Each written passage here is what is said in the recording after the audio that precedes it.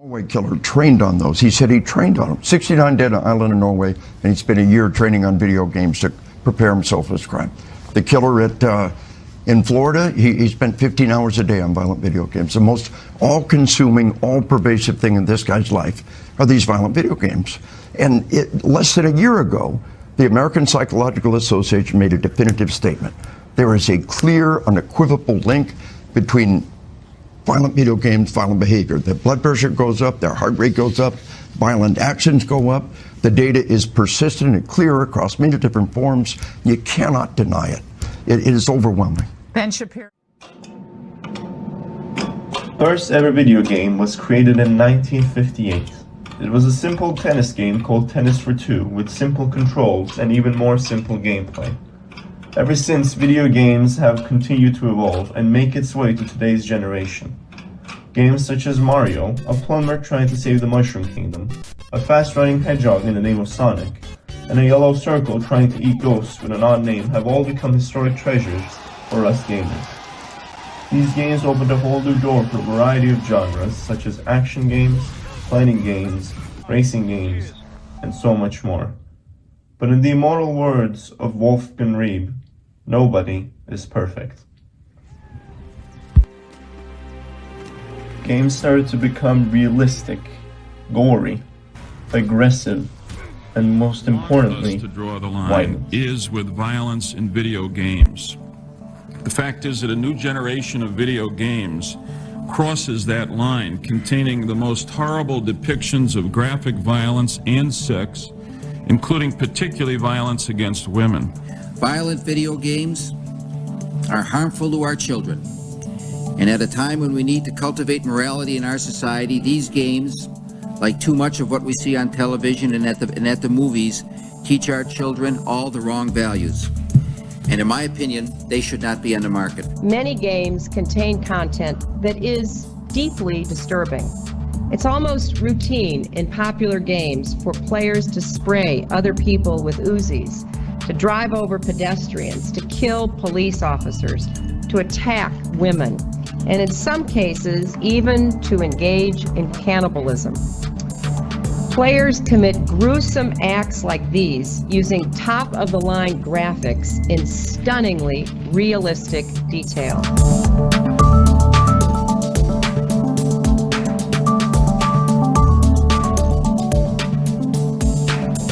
I think video games is a bigger problem than guns, because video games affect people.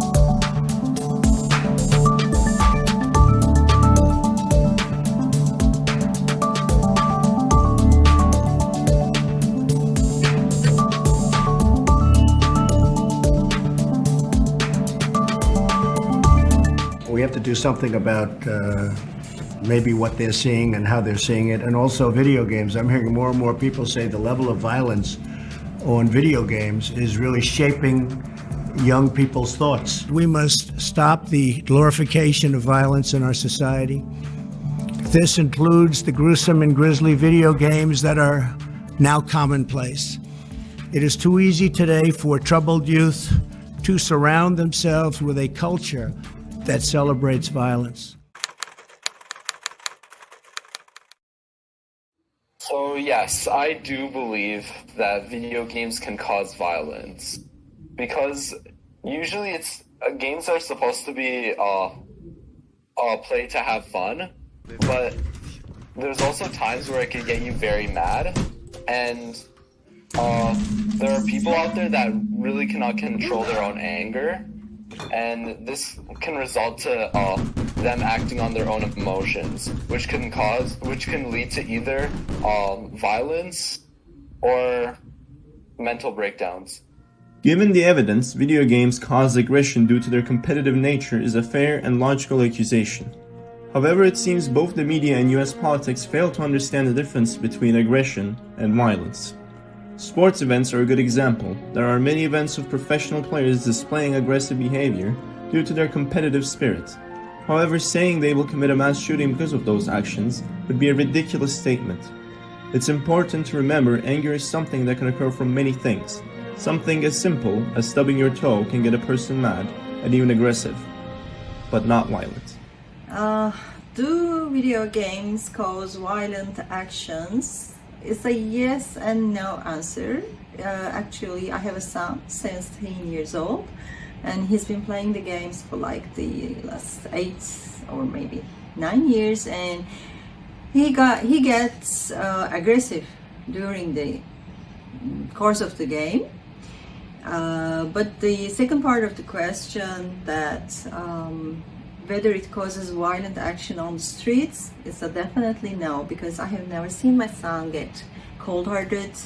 He preserves his kind heart, kind behavior, and basically he's the original himself when he's not in front of the screen, and that's why he sometimes gets some bans. Science that backs it up. People get aggressive when games are difficult. They get frustrated by a game, perhaps, but the violent games, for people who play them, just don't seem to be a link. You see it anecdotally in stories about mass shooters. And one expert told me, we see a lot of things that identify these killers, things like isolation, poor social structures, a feeling of victimization. But they said playing video games, 100 million people play Call of Duty. There's not 100 million mass shooters out there. As gamers, it is true that we get frustrated over the games we play, and that is only because of our competitive personality. However, that is not only what we are. We truly enjoy the games we play, and we are happy just as much as we are angry. If we truly did commit such terrible acts out of anger, then the world wouldn't stand a chance. There are currently 2.5 billion active gamers around the world, and over 164 million in the US. The amount of mass shootings that took place over the US last year was 615 in total.